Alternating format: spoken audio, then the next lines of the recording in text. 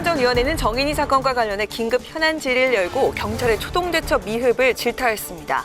여야는 아동학대 처벌을 강화하는 등 이른바 정인이법을 내일 국회 본회의에서 통과시킬 예정입니다. 중대재해기업처벌 법안이 국회 법제사법위원회 법안 소위를 통과했습니다. 5명 미만 사업장은 적용 대상에서 제외하고 50명 미만 사업장은 3년의 유예기간을 두기로 했는데 정의당과 유가족, 재계 모두 반발하고 있습니다. 코로나19 3차 대유행에 따른 4차 재난지원금 지급과 관련해 민주당이 전국민 지급 방안을 적극 검토하고 있습니다. 국민의힘은 4월 재보궐선거를 앞두고 사실상 금권 선거를 선언한 것이라며 반발했습니다. 대기자의 시선으로 분석해보는 정가 동향, 모교 정치클럽, 기자, 대기자. 오늘은 민주당 이낙연 대표의 제안으로 정치권의 여진이 계속되고 있는 전직 대통령 사면 문제와 야당이 집중 검증을 예고한 김진우 공수처장 후보자와 박범계 법무부 장관 후보자의 청문회 쟁점을 짚어봅니다.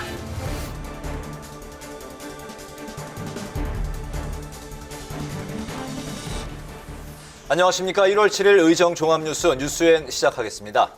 사회적인 공분을 일으킨 정인이 사건과 관련해 국회 긴급 현안 질의가 열렸습니다. 정인이를 구할 수 있는 3번의 골든타임을 놓친 경찰의 소극 대응에 대한 질타가 쏟아졌습니다. 국회 행정안전위원회는 아동학대 반복 신고에 대한 모니터링을 강화하고 수사 초기 단계에서부터 경찰이 유관기관과 합동 수사를 벌여 신속히 아동학대 사건을 판별해야 한다고 강조했습니다. 김희연 기자의 보도입니다. 국회 행정안전위원회의 정인이 사건 긴급 현안 질의에 참석한 김창룡 경찰청장은 고개부터 숙였습니다. 초동 수사와 수사 과정에서의 미흡했던 부분들에 대해서 경찰의 최고 책임자로서 깊은 책임감을 느끼고 있습니다. 여야 의원들은 3번의 아동학대 의심 신고에도 사고를 막지 못한 경찰의 부실 수사를 집중 추궁했습니다. 경찰은 1차 신고에 대한 수사에서 몽고반점과 아토피라는 양부모의 말에 내사 종결했습니다. 아이들을 이렇게 잡았을 때 몽고자면 멍 구분을 못한다는 게 그게 말이 안 된다는 것이고요. 이거는 경찰이 실기를 했다고 저는 생각을 하고요. 쇄골골절과 차량에 방치한 것 같다는 2차 신고에는 증거 부족으로 수사가 끝났고 3차 신고에도 수사나 피해 아동 분리 조치는 이루어지지 않았습니다. 이른바 그 핑퐁을 하다가 이것이 분리 조치도 안 됐고 또 아동 학대라고 하는 범죄에 대한 그 형사 입건, 그 범죄에 대한 확신도 못 가졌던 부분이 아닌가라는 생각이 듭니다. 동일한 가정에 대해 3번의 아동학대 의심 신고가 접수됐는데 각기 다른 팀에 배정된 것도 문제였습니다.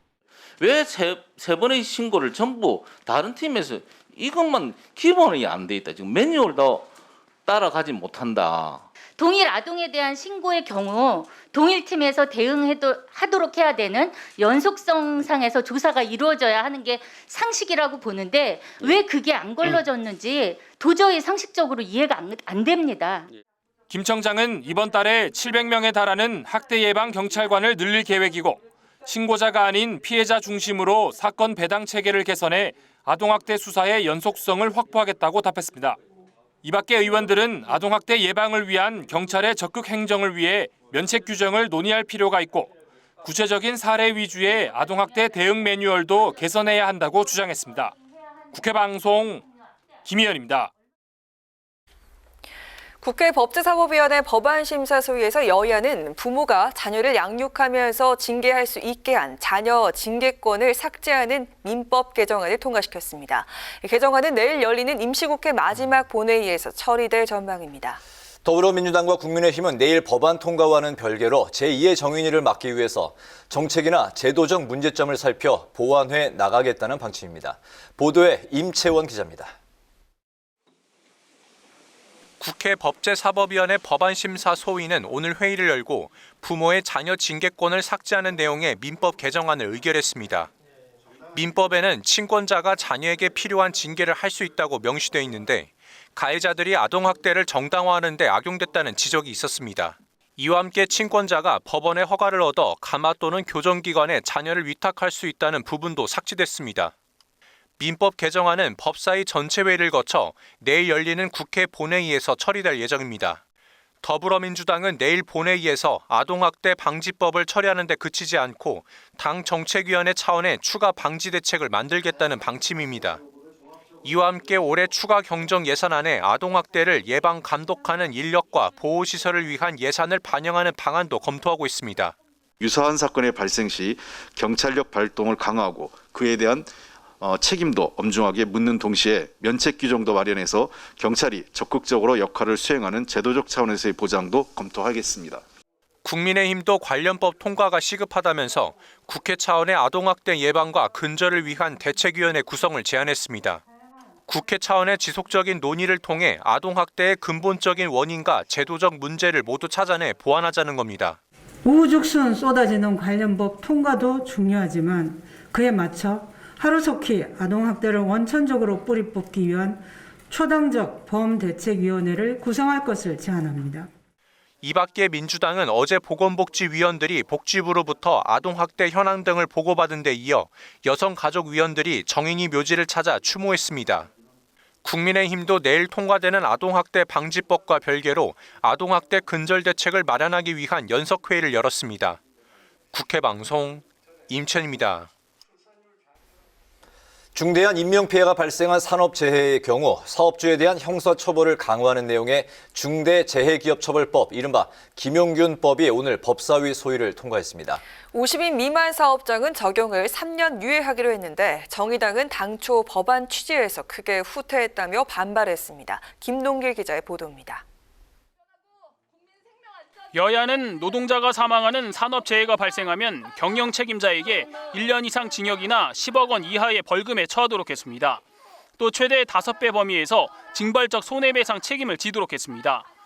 5인 미만 사업장과 상시근로자 10인 미만의 소상공인, 바닥 면적이 1000제곱미터 미만인 다중이용업소 등은 법 적용 대상에서 제외됐습니다.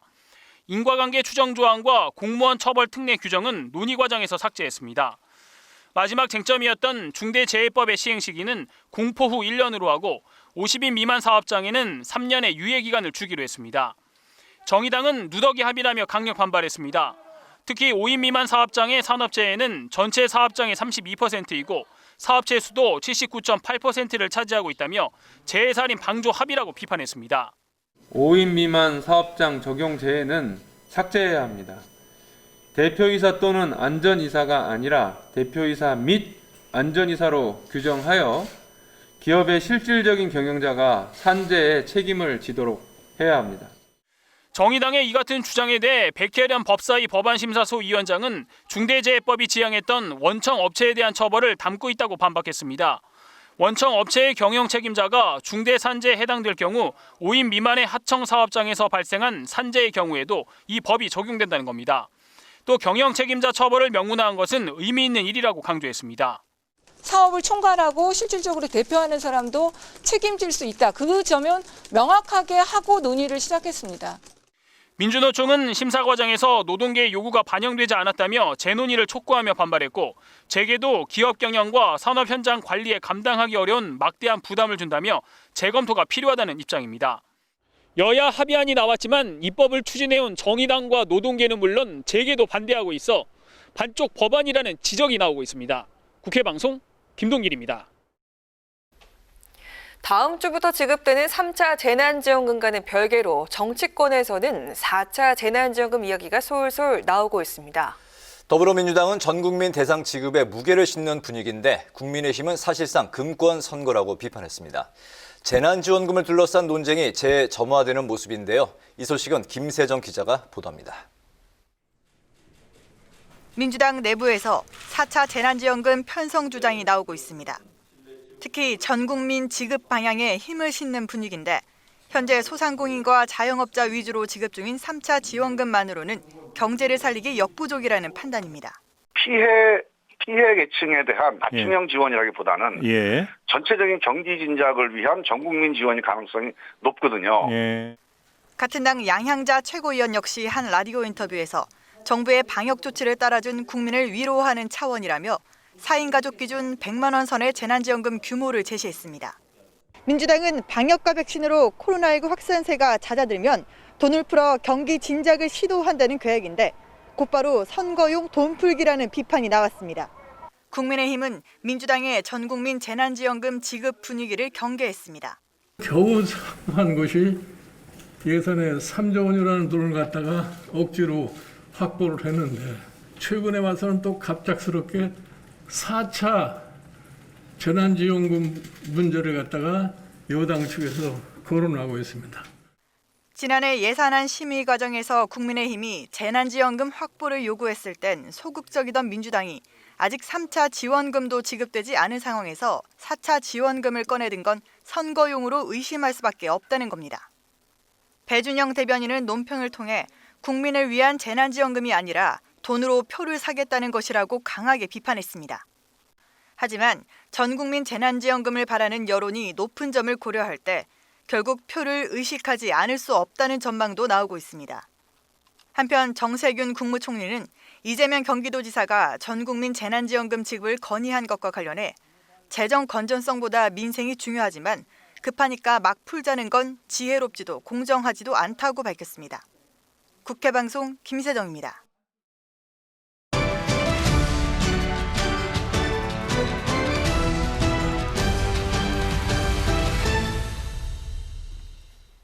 네, 이슈 분석 한도영 기자와 함께합니다. 어서 오십시오. 어서 오세요. 네, 국민의힘 김종인 비대위원장과 또 국민의당 안철수 대표가 어제 회동을 했는데요.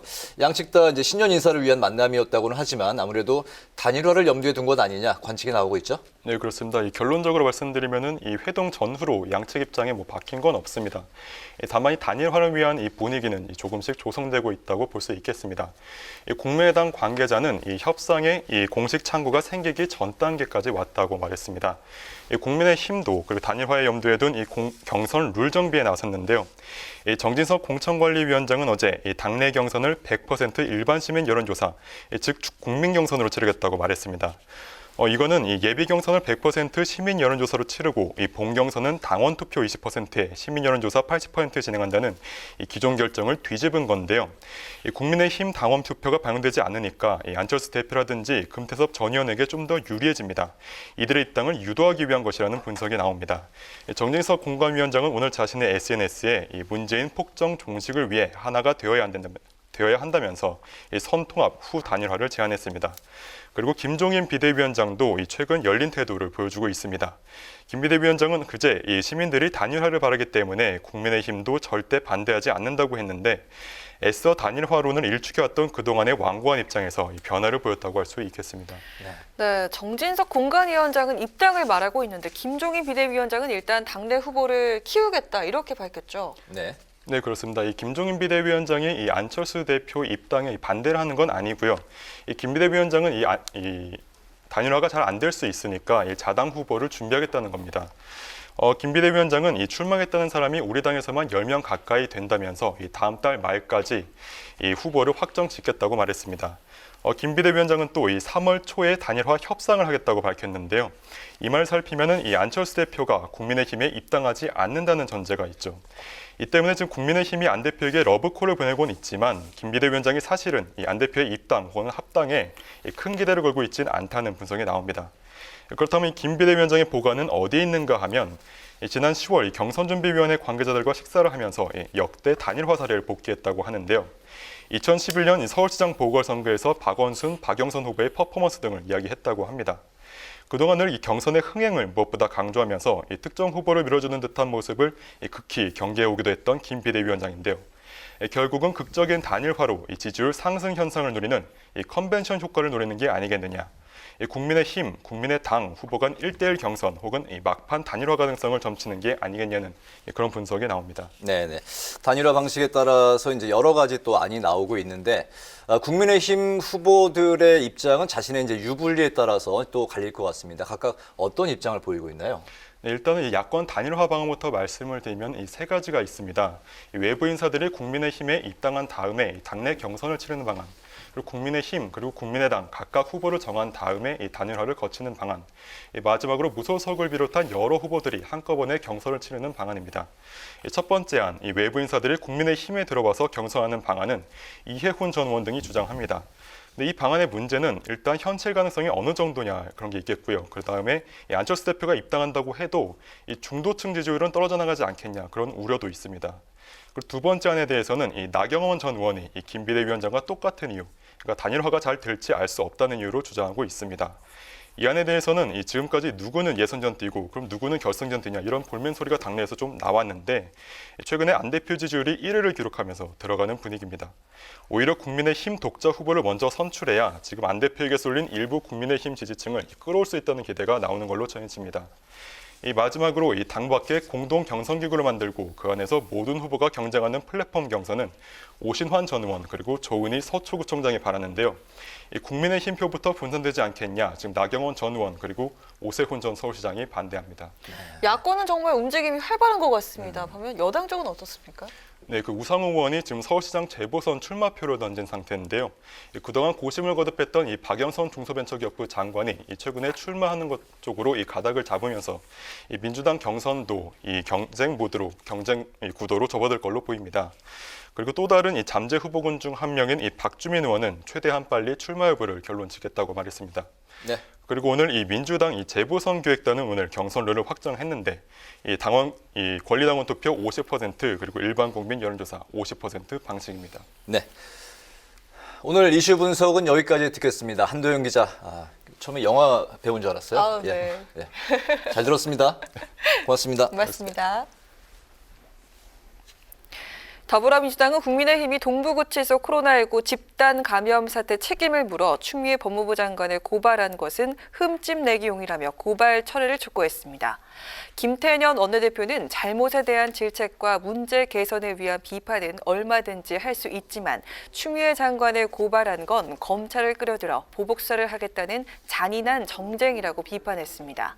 또 국민의힘이 울산시장 선거 개입 의혹과 아들 병역, 윤석열 검찰총장 징계 추진 등과 관련해 추미애 장관에 대한 묻지마 고발을 되풀이하며 정치의 사법화를 조장하고 있다고 지적했습니다. 박병석 국회의장이 오늘 문재인 대통령 주최로 청와대에서 화상으로 진행된 신년 인사에 참석해 실사구시의 정치로 갈등을 치유하고 격차를 줄이는 데 전략을 다하겠다고 밝혔습니다.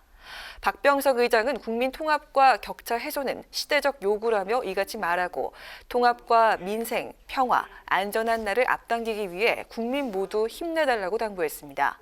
앞서 어제 신년사를 통해서도 박병석 의장은 국민 통합을 강조하고 의장 직속 국민통합위원회를 구성해 갈라진 국민 여론을 녹이는 용광로 역할을 제시하겠다고 밝혔습니다.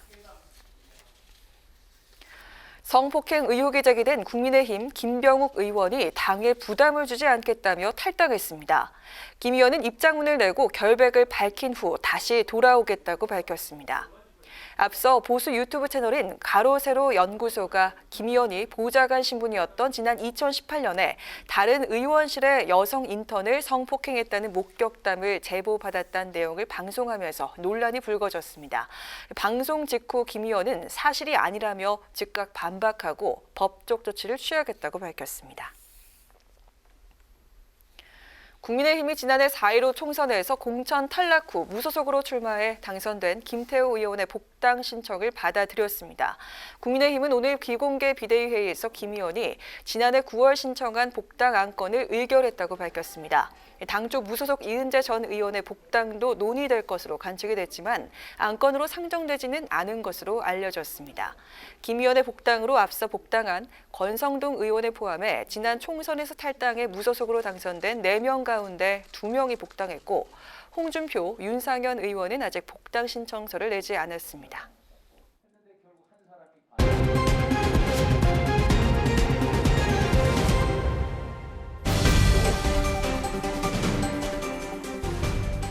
사람들의 시선을 끈 오늘의 정치 뉴스, 강아락의 정치톡 시간입니다.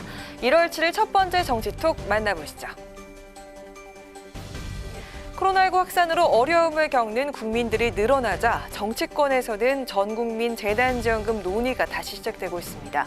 여야의 입장이 엇갈리는 가운데 전국민 지급에 무게를 둔 4차 재난지원금. 과연 국민들 생각은 어땠을까요?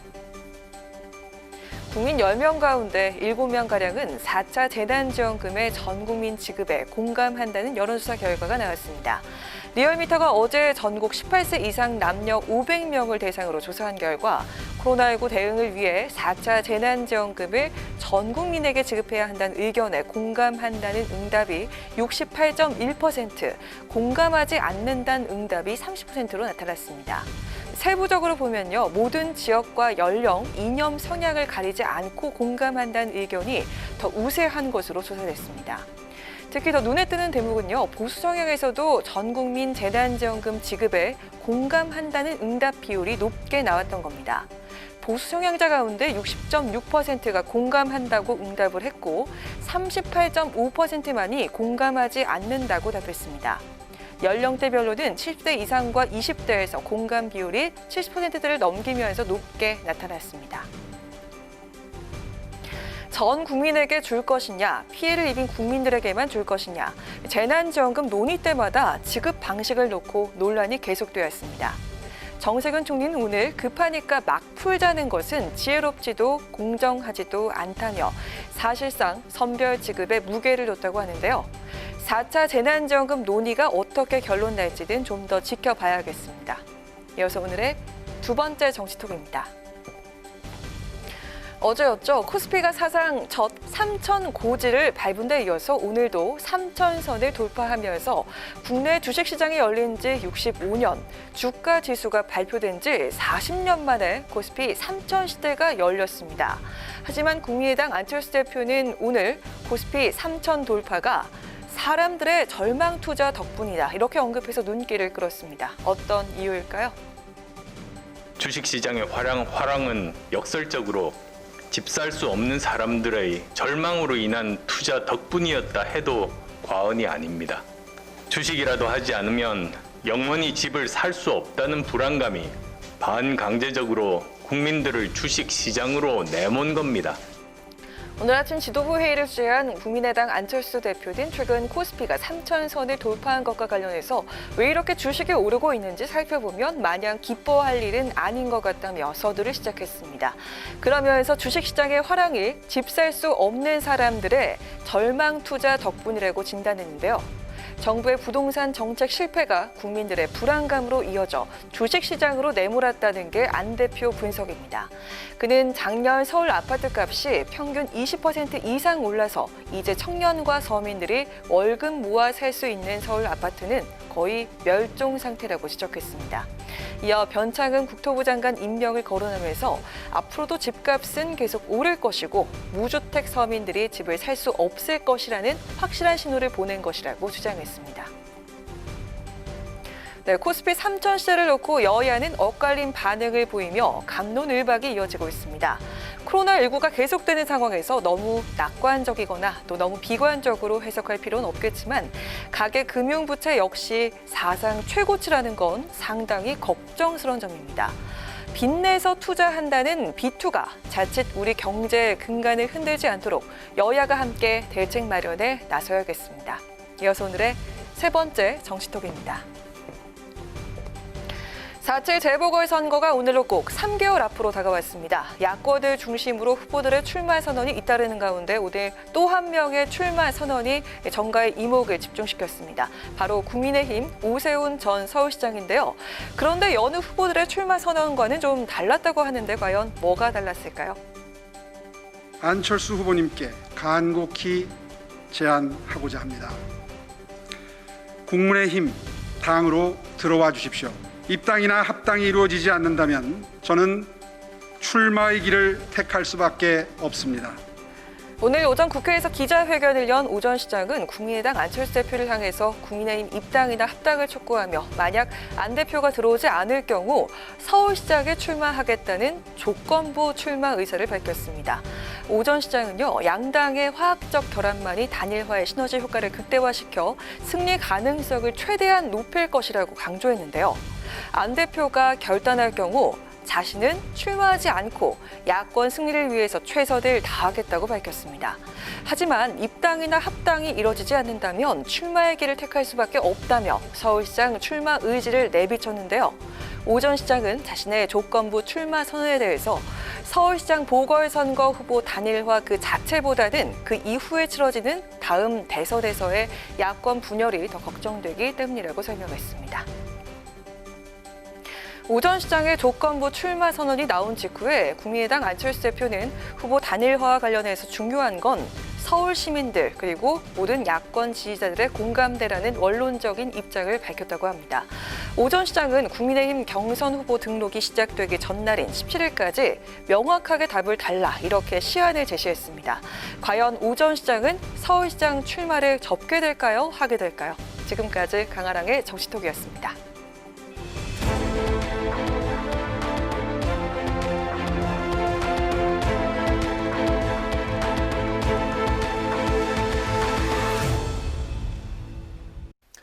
네, 정치권의 동향을 대기자의 시선으로 짚어보는 목요 정치클럽 기자 대기자 시간입니다. 오늘도 최병목 TV조선 해설위원 그리고 성한용 한겨레 선임 기자와 함께하겠습니다. 두 분 안녕하십니까? 네, 새해 복 많이 받으십시오. 네, 그럼 오늘의 첫 번째 토크 주제로 들어가 보겠습니다. 오늘 먼저 성 기자님. 네. 이낙연 더불어민주당 대표가 이명박 박근혜 전 대통령 사면 얘기를 꺼냈는데요. 굉장히 많은 얘기를 낳고 있는 것 같습니다. 전직 대통령 사면에 대해서 토론해보면 좋을 것 같습니다. 네. 말씀하신 대로 새해 벽두에 민주당의 이낙연 대표가 던진 전직 대통령 사면론이 후폭풍이 계속되고 있는 상황인데 당 내부 반발에 한 발 물러서면서 이 대표 리더십에 타격을 입었다는 평도 이제 나오고 있는 상황인데요.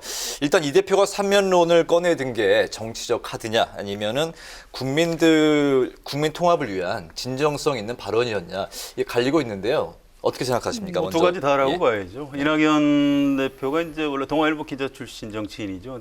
동아일보 기자하실 때부터 이제 정치부 기자를 하면서 뵙고 그랬었어요. 근데 그분 스타일입니다. 그게 좀 인품도 좀 온화하고 말도 점잖게 하시지만 누가 이렇게 싸우는 걸 잘 못 보세요. 누가 싸우면은 좀씩 양보해서 좀 이렇게 타협. 하세요. 화해를 유도하고 이런 스타일이고요. 그래서 이번에 이 통합 얘기를 끄집어낸 게 무슨 정치적 카드로만 읽을 일은 아닌 것 같고요.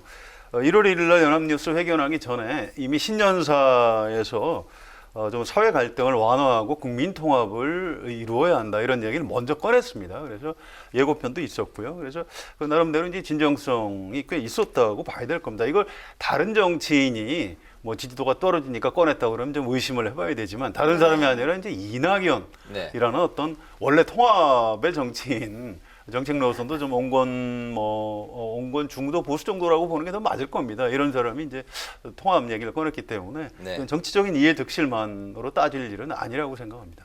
당내 이제 의견 수렴을 안 했던 걸로 알려지고 있는데 그렇다면은 당내 반발을 미처 생각을 못했던 걸까요? 아닙니다. 어느 정도 예상을 했다고 합니다. 어차피 그 민주당 지지층에서는 반대 여론이 더 많을 것이다 이렇게 생각을 했는데 정치인이 뭐 자기 당 지지층만 보고 정치를 할 수는 없는 거고요. 또 이제 이낙연 대표의 시간이 많지는 않습니다. 이제 지금부터 본인이 잘할 수 있는 것, 어떤 본인의 어떤 그 가장 소중한 가치 이런 걸 가지고 이낙연 정치를 해야 되는 거죠. 그럼 적절한 타이밍에 적절한 의제를 꺼냈다고 생각합니다. 네, 최병목 기자님은요? 전 좀 다른 관점에서 보는데요. 결국은 이제 사면론이라는 것이 그 문재인 대통령의 고유 권한 아니겠습니까? 그 고유 권한이라는 건 뭐 이낙연 대표가 총리 시절부터 이 국회에 나와서도 몇 차례 얘기를 한 적이 있었고 충분히 잘 알고 있는 입장이기 때문에 그럼에도 지금 집권당 대표가 저 얘기를 꺼냈다는 것은 청와대와 교감 없이 이루어질 수 없는 일이라고 저는 보거든요. 그래서 이게 아까 뭐 두 가지 를 다 노렸다 이렇게 말씀을 하셨는데 뭐 저도 그렇게 동의를 합니다. 그러니까 문재인 대통령이 두 전직 대통령 마침 이명박 전 대통령은 이제 판결이 다 끝났고요. 지금 14일이면 박근혜 전 대통령도 이제 결정이 끝납니다. 그렇게 되면 이제 사면의 요건을 갖추고 있잖아요. 그런데 청와대에서 검토를 어떤 식으로든 뭐 사면을 한다 안 한다가 아니고 사면을 해야 될 것인가 말아야 될 것인가 하는 부분을 저는 검토하고 있다고 생각을 하거든요. 그럴 경우에 이제 이낙연 대표가 집권당 대표로서 그 부분을 알고 있을 거 아닙니까? 그런 점에서 본다면 사전에 교감을 통해서 뭐 일종의 뭐 바람을 잡는다고 할까? 뭐 이런 정도의 분위기 조성을 위해서 사면론을 먼저 띄운 것이다. 이렇게 보고 있습니다. 알겠습니다. 전직 대통령 과오에 대해서 사과까지 했던 국민의힘도 속내가 좀 복잡해 보이는데요. 이 대표 발언 이후에 공식 반응이 없다가 조건부 사면 이야기가 나오면서 공세에 나섰습니다.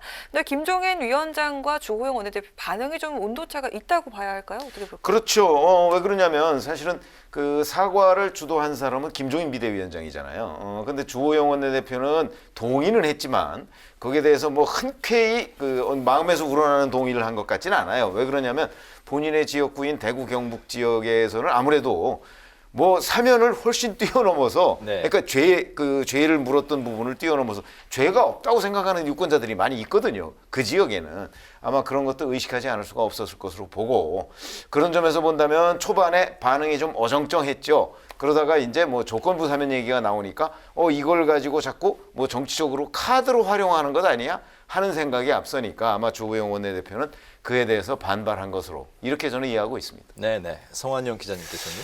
예, 그렇습니다. 이제 김종인 위원장이 전직 대통령의 어떤 잘못에 대해서 대국민 사과까지 했기 때문에 이번 이낙연 대표의 사면 건의하고 이렇게 이어지는 그런 지점이 있습니다. 그런데 주호영 원내대표는 이제 제가 뭐 지역 폄하하는 사람은 아닙니다만 대구 경북 쪽에서 이제 반문재인 정서가 있다 보니까 문재인 대통령이나 문재인 정부에서 뭘 한다고 하든 좀 미워 보이고 이제 그런 면이 있을 겁니다. 그래서 의심부터 하게 되고 그래서 이제 비판을 하는 겁니다. 그러면 정치 공세로 있을 수는 있는데 좀 가장 좀 이해하기 어려운 거는 당사자라고 할 수 있는 이제 이명박 전 대통령의 측근이죠. 이재호 전 의원의 발언. 이건 좀 곤란한 것 같아요. 아니 이걸 감옥에 잡아넣은 사람들이 반성을 해야지 왜 우리가 반성을 하냐 이제 이렇게까지 얘기를 하니까 그 얘기를 이제 듣는 일반 국민들이 아니 이게 무슨 소리야 도대체 그럼 잘했다는 거야 이제 오히려 좀 일반 국민 정서에 어떤 화를 돋우는 이런 측면이 있습니다. 차라리 좀 안 말씀을 좀 안 하셨으면 싶은 그런 아쉬움 같은 게 좀 있습니다. 네, 그렇군요. 어제 발표된 이제 각종 여론 조사에서도 삼면론에 대한 찬반 여론이 이제 팽팽한 걸로 나타나고 있는 상황인데 이런 상황에서 민주당이 내건 당사자 반성이 먼저 이런 그 선 조건이 가능할 수 있다고 보십니까? 어떻게 생각하십니까? 아니 저 반응이 정말 끝까지 저런 입장을 견지할 것이다 민주당이 라고 판단을 한다면 그거는 사면을 안 하겠다는 얘기죠. 그런 점에서 본다면 민주당이 얘기하는 거는 일단 이제 친문 세력의 반발이 워낙 예상보다 좀 세다고 판단을 한 것이 아닌가 싶고요. 그러니까 그거에 대해서 일종의 저는 어떤 완충적인 의미가 있다고 보고요. 저 부분에 대한 정리는 역시 그 권한을 가지고 있는 문재인 대통령이 해줄 것이라고 저는 보거든요. 그렇기 때문에 만약에 그 민주당이 정말 반성 없으면 사면 없다 이런 입장을 유지한다면 그건 이제 사면을 안 하는 쪽으로 이낙연 대표가 맨 처음에 제기했던 그쪽에서 완전히 후퇴하는 것이지만 저 얘기가 반발이 있고 나서도 이낙연 대표는 아직도 나는 그런 입장에 변함이 없다고 얘기를 했거든요. 그렇다면 결국은 문재인 대통령이 어떤 식으로든 정리를 하지 않겠는가 저는 그렇게 예상하고 있습니다. 당사자 반성이 먼저라는 조건이 결국 사면은 안 하겠다 뭐 이런 뭐 조건이다라고 말씀하셨는데 동의하십니까? 그래서 이게 사면이요 대통령의 뭐 고유 권한이긴 하지만 일반 국민 정서를 무시하고 대통령이 할 수는 없는 겁니다. 그래서 국민 여론을 좀 살펴야 돼요. 지금 여론조사했는데 아주 찬반이 비슷하게 나오지 않았습니까? 그래서 이 당사자들의 어떤 태도가 중요한 겁니다. 그러니까 꼭 반성을 하겠습니까? 반성은 안 하겠죠. 그렇지만 제가 아까 이제 이재호 전 의원 얘기를 했습니다만 그냥 말을 안 하는 게 좀 어떤 그 좀 자숙하는 분위기를 유지해 주는 게 국민 정서를 어떤 사면적으로 가지고 가는데도 좀 유리하겠죠. 이게 사실은 이명박 전 대통령하고 박근혜 전 대통령 사이에 또 온도 차이가 있습니다. 이 민주당 지지자들 사이에도 박근혜 전 대통령에 대해서는 약간의 동정론 같은 게 좀 있어요. 근데 이명박 전 대통령에 대해서는 아니 도저히 뭐 용서할 수 없다 이런 분위기. 그러니까 이재호 전 의원이 아니 왜 우리 자범 취급하냐 이렇게 표현을 했는데 사실 이명박 전 대통령의 범죄 내용 확정된 걸 보면 아니 이거 자범 아니야 싶을 정도로 굉장히 좀 약간 파렴치한 내용이 많이 있습니다. 이럴 때는 말을 안 하는 게 좋은 거죠. 그래서 일반 국민들이 당사자들이 좀 미안하니까 침묵을 지키고 있구나. 이렇게 돼야 이제 여론조사를 해도 아니 뭐 전직 대통령 2명씩이나 감옥에 넣어두는 게 좋은 건 아니니까 뭐 사면을 하는 게 좋겠다. 이런 여론이 좀 높아지겠죠. 그런 여론이 형성이 돼야 문재인 대통령도 이제 사면 쪽을 결심할 수 있을 것 같습니다. 잘 들었습니다. 여야의 얘기처럼 결국 사면은 대통령의 고유 권한이자 정치적인 결단인데요. 문 대통령이 오늘 화상으로 진행된 신년 인사회에서 통합을 키워드로 꺼내 들었습니다. 새해는 통합의 해라고 특히 마음의 통합을 이제 강조했는데요. 이 사면론에 대한 운을 띄운 걸로 해석을 할 수 있겠습니까? 만약에 문재인 대통령이 그동안에 보여왔던 여러 가지 말과 행동, 그중에는 일치하는 것도 있고 일치하지 않은 것도 있거든요. 네. 그런데 이제 저 부분, 더군다나 지금 이낙연 대표가 사면 얘기를 꺼냈는데 올 1월 1일 날 꺼내지 않았습니까? 네. 지금 며칠 안 지났습니다. 그렇죠. 그런데 대통령이 바로 받아서 통합을 얘기하면 통합은 곧바로 전직 대통령 사면론하고 연결이 될 수밖에 없어요. 국민들 머릿속에는. 네네. 그래서 그런 거를 아마 청와대에서 감안했을 것이다. 저는 이렇게 보거든요. 그럼에도 불구하고 통합론을 꺼내들었다. 저는 대통령은 사면 쪽으로 기울어 있다고 지금 해석을 하고 있습니다. 뭐 그래서 계기라고 본다면 이제 14일 날 박근혜 전 대통령 대법원 확정 판결이 나오면 결국 계기는 뭐 3.1절이나 뭐 이런 데 되지 않겠습니까? 네네. 아마 그런 계기에 문재인 대통령도 아마 그런 부담은 있을 거예요. 본인이 취임하면서 이게 시작된 일이잖아요. 네네. 이거를 본인이 물러나기 전에 내년 5월 달에 물러나니까 물러나기 전에 어떤 식으로든 일단락을 짓고 물러나가는 것이 좋지 않겠는가 하는 판단을 저는 정치적으로 할 수 있다고 봅니다. 네. 과거에 전두환 노태우 전 대통령 사건 때도 그랬잖아요. 네네. 그렇듯이 그렇다면 아마 그 시점만이 문제일 것이지 통합 얘기를 문 대통령이 꺼낸 것을 보면 여하튼 어떤 형식으로든 사면은 지금 마음속으로 기울어져 있는 것 아닌가 이렇게 봅니다. 송 기자, 네. 그래서 일단 오늘 기자들이 그 청와대 관계자한테 보충 질문을 했어요. 대통령이 신년 인사회에서 통합 얘기를 했는데 이게 사면을 의미하는 거냐 그랬더니 아니 그건 아니다라고 일단 끊었습니다. 왜냐하면 거기서 그렇다라고 얘기하면 이제 내일 아침 신문 일면 톱이다 바뀌겠죠. 네. 그래서 그건 아니다라고 끊었는데 지금 저희 말씀하신 대로 이제 검토를 하고 있을 겁니다. 그래서 재상고심 끝나는 걸 좀 봐야 되고요. 또 제가 아까 말씀드렸듯이 당사자들이 어떤 태도를 취하는지, 또 여론이 어떻게 형성되는지 이런 걸 보고 이제 신년 기자회견이 대략 좀 일정이 잡혀 있는 걸로 알고 있습니다. 그 즈음에 이제 기자들이 물어보면 답변을 하는 그런 모양새를 취하겠죠. 네네. 네, 이 부분 짧게 짚고 넘어갈까 하는데요. 오늘 이명박 박근혜 전 대통령 선별 사면 검토 보도가 나오니까 여당이나 청와대는 사실이 아니다 이렇게 부인을 했습니다. 아예 가능성이 없는 이야기일까요? 글쎄 저는 아주 가능성이 없다 이렇게 보지는 않습니다. 아마 이것도 지금 말씀하셨듯이 청와대에서 두 전직 대통령을 같이 사면하는 방안 아니면 한쪽만 사면하고 한쪽은 일단 뭐 다른 방식으로 뭐 풀어주는 방안 뭐 이런 몇 가지의 선택지를 저는 가지고 검토를 하고 있는 것 중에 하나가 언론에 보도된 것 아닌가 저는 이렇게 이해하고 있거든요. 네네. 그렇다고 한다면 이것도 전혀 아닌데 그러면 이제 이런 보도가 나왔을 때 청와대는 뭐 아직 구체적인 검토를 하고 또는 이렇게 좁혀서 검토한 건 아니기 때문에 먼저 부인하고 본 거 아닌가 이렇게 생각이 듭니다. 네. 좀 봐야 될 겁니다. 옛날에 전두환 노태우 두 전직 대통령 사면도 이제 같이 했거든요. 이렇게 묶여서 가는 겁니다. 이제 이 부분도 그래요. 굉장히 이명박 박근혜 전 대통령에 대한 국민 여론 다르긴 하지만 이거를 억지로 분리할 경우에 좀 문제가 있을 겁니다. 형식은 달라질 수 있지만 시기는 뭐 비슷하게 하지 않을까 이렇게 예상이 됩니다. 네. 연초부터 정가를 뜨겁게 달군 전직 대통령 사면론 파장이 어디까지 이어질지 이후의 상황도 지켜봐야겠습니다. 네, 이번에는 최 위원님께서 발제해 오신 주제 어떤 내용인가요? 네, 지금 문재인 대통령이 개각을 하고 공수처장 후보자를 지명을 함으로써 이제 인사청문회를 앞두고 있습니다. 아직 뭐 날짜가 확정된 건 아니지만 대략 김진욱 공수처장 후보자를 먼저 인사청문회를 하고 네. 그다음에 이제 박범계 법무부 장관 내정자 인사청문회가 이어질 것으로 보이는데 이 얘기를 해보고자 합니다. 네.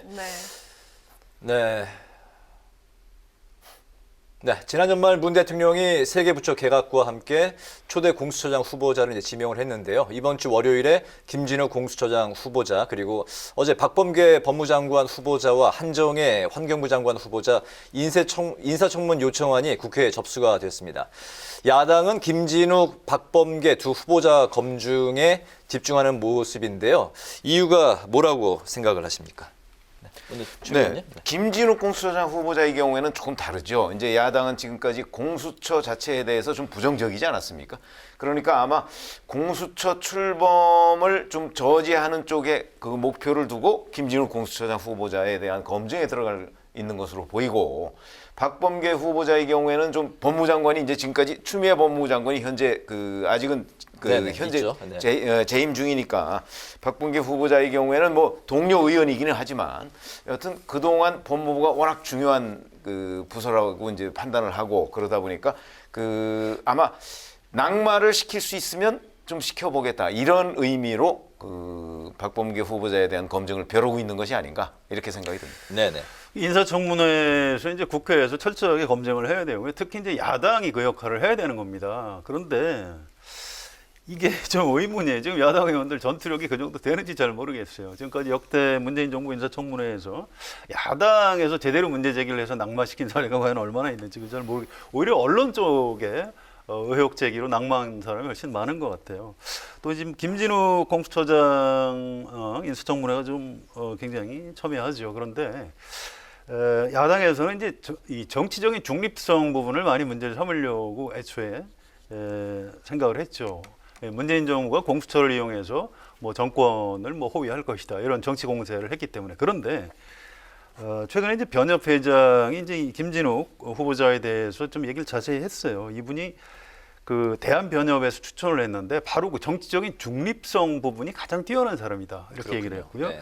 그동안에 어떤 정당에 가입한 적도 없고 정치 활동을 한 적도 없다. 근데 이건 검증을 해보니까 맞거든요. 그래서 지금 야당 쪽에서 약간 발이 얽혔습니다. 이 사람은 정치적 중립성에 대해서 공격을 할 수는 없구나 해서 이제 지금 어떤 이게 도덕성이나 이제 이런 부분에 대한 검증으로 넘어갔는데 뭐 그 부분도 지금까지 이제 언론에 나오는 걸 보면은 뭐 그렇게 딱 떨어지는 건 별로 좀 없는 것 같습니다.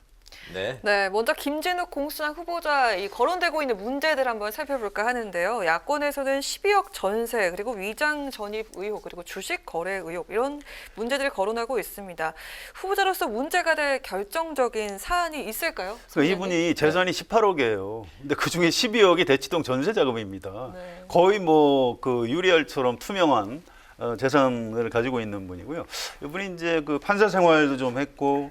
그다음에 그 로펌, 대형 로펌에도 있었고, 근데 이제 전 재산이 18억이다.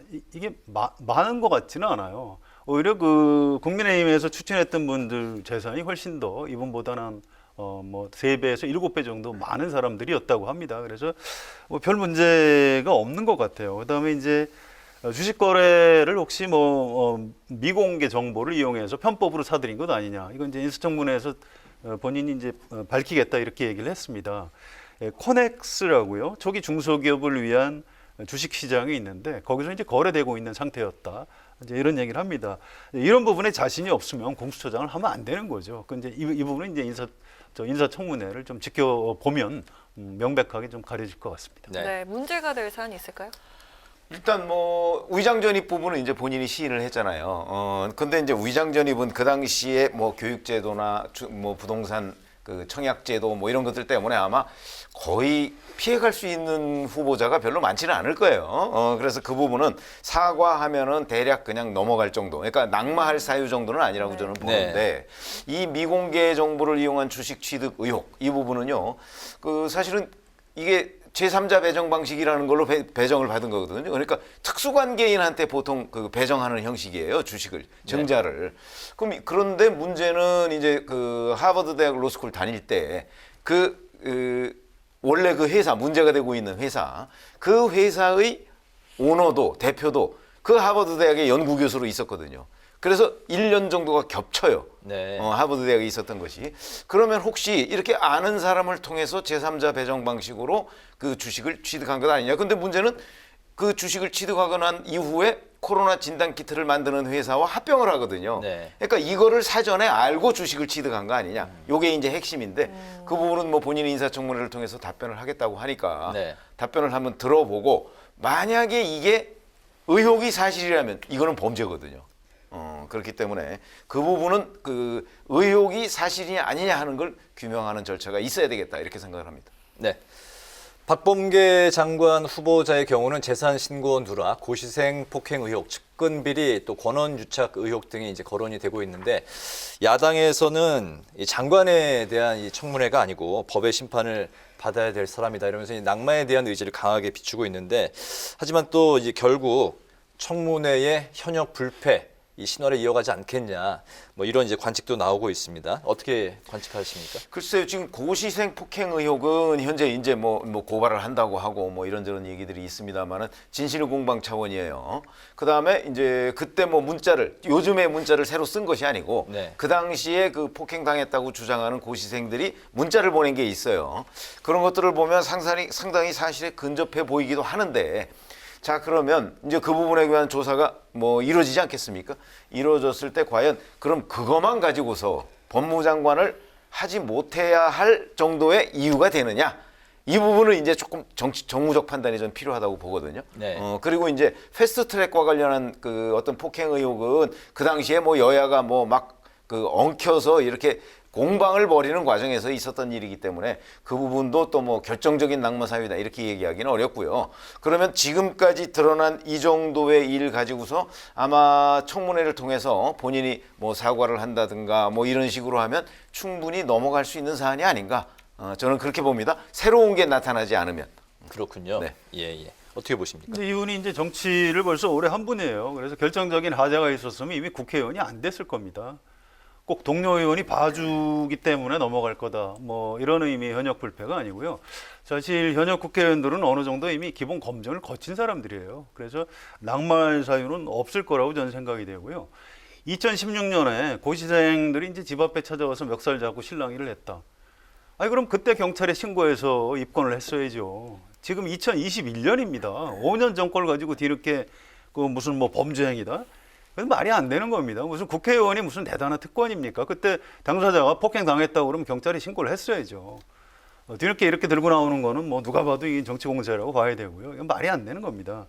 또 이제 의혹 중에 무슨 종중 땅을 재산 신고를 누락했다. 이거 누락한 거 본인이 시인하고 사과했어요.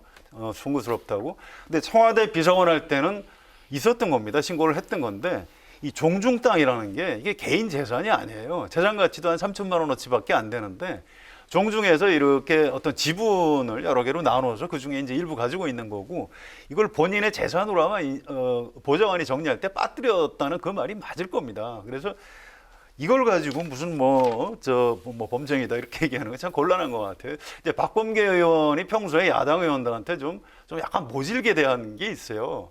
이제 그 대가를 지금 치르고 있는 거지. 실제 청문회에서 그렇게 결정적인 낙마 사유가 나올 것 같지는 않습니다.